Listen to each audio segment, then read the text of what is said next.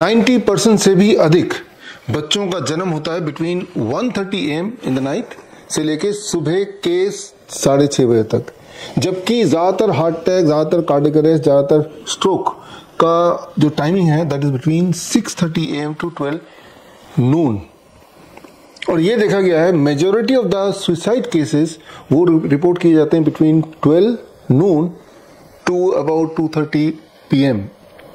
तो ये मिस्ट्री क्या है, ये मामला क्या है, ये इसके पीछे का साइंस क्या है, इसको थोड़ा और सिंप्लीफाई कर लेते हैं। आप एक्सपीरियंस करेंगे, गौर करेंगे कि अधिकतर स्नीजिंग या रनिंग नोज या स्टफी नोज होता है इन द मॉर्निंग टाइम, जबकि अधिकतर न्यूरोपैथिक पेन मैक्सिमाइज्ड होता है during the night time.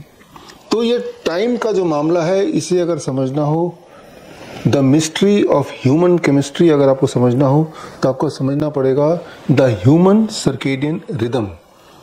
Human circadian rhythm समझना इसलिए जरूरी है बिकॉज ह्यूमन सर्केडियन रिदम को समझकर आप किसी भी बीमारी को ठीक करने की तरफ आगे बढ़ सकते हैं। ह्यूमन सर्केडियन रिदम डिपेंड करता है the time of the sun rise, the position of the moon and the law of gravity. हम इन तीनों फैक्टर से कनेक्टेड हैं और यही तीनों फैक्टर हमारे बॉडी की केमिस्ट्री को काफी हद तक कंट्रोल करते हैं। इन फैक्टर को कंसिडर किए बिना आप किसी भी बीमारी को ठीक नहीं कर सकते और इन फैक्टरों को कंसिडर करके लगभग हर बीमारी को आप पूरी तरह ठीक कर सकते हैं। हमारे पास जब पेशेंट आते हैं, चाहे वो क्रॉनिक किडनी डिजीज के पेशेंट हो, चाहे वो कैंसर के पेशेंट हो, चाहे वो बोन डिजीज के पेशेंट हो या normal diabetes, heart disease etcetera के पेशेंट्स हो, जैसे ही हम सर्केडियन रिदम के प्रिंसिपल्स, प्रोटोकॉल्स को उनके लाइफस्टाइल में डालते हैं, with in the first 72 hours हमें उनमें clear cut improved blood report या इम्प्रूव्ड सिम्प्टोमेटिक रिलीफ दिखता ही दिखता है। तो ये कनेक्शन है between the sunrise timing, the position of the moon and the gravity. इन तीनों का जो कनेक्शन है, उसकी जो मिस्ट्री है, उसका जो साइंस है, वो अगर आपको समझना है तो आपको पढ़ना होगा my next book the circadian doctor. ये किताब मैं रिलीज करूंगा ऑन राजीव दीक्षित जयंती, जो कि 30 नवंबर को है। 12 बजे मैं आपको इन्वाइट करता हूं फॉर अ लाइव ट्रेनिंग। इस ट्रेनिंग के माध्यम से मैं कुछ ऐसी बातें बताऊंगा जिससे आपके लिए इमरजेंसी हैंडलिंग आसान हो जाएगा।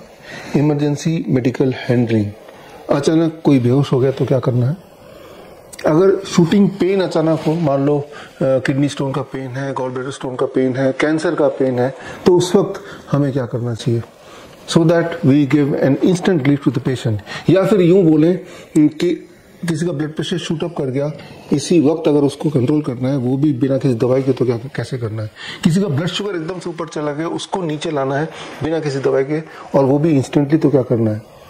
इसे बोलते हैं, आप बोल सकते हैं VST, वेजो स्टिमुलेशन थेरेपी। वेजो स्टिमुलेशन मतलब वेजो डायलेशन, यानी कि आपका ब्लड वेसल का डायलेट होना, खुलना। वेजो कंस्ट्रिक्शन, यानी कि आपके ब्लड वेसल का कंस्ट्रिक्ट होना, उसके डायमीटर का छोटा होना। ये दो फैक्टर है, एक तरफ बड़ा होना, एक तरफ छोटा होना। इन फैक्टर को अगर आप कंट्रोल कर पाए तो बॉडी के बहुत सारे इमरजेंसीज को आप कंट्रोल कर सकते हैं।